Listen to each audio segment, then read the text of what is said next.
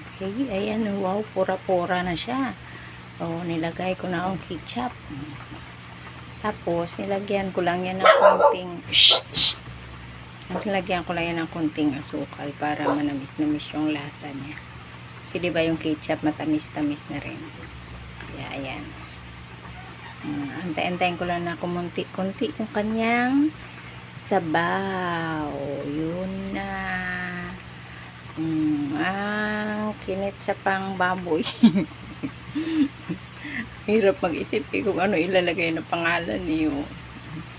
Paano lulutuin. Ilalagay ko na ang kanyang pirasong sili. Para lang may amoy ng sili.